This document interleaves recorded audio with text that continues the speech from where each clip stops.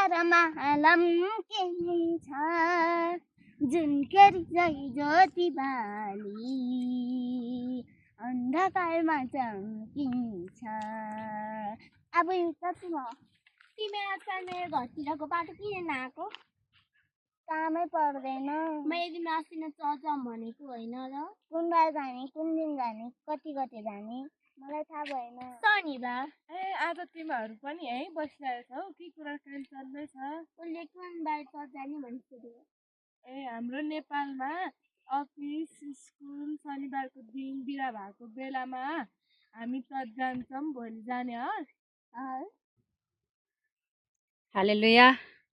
यहाँ यी नानीहरू मैले पहिला पनि भिडियो पोस्ट गरेको थिएँ। यी नानीहरूले भन्नुभएको छ आफ्नो साथीलाई मेरो घरको बाटो पनि आउँदैनौ, आजकल त तिमी कुन बाटो भएर स्कुल जान्छौ भनेर यी नानी चाहिँ भन्छन् मेरो हजुरआमाले त्यो येशूको घरतिर गइस् भने खुट्टा भाँचिदिन्छु भन्नुभएको छ, म त्यही भएर नआएको भनेर यी नानीले भनेकी छन्।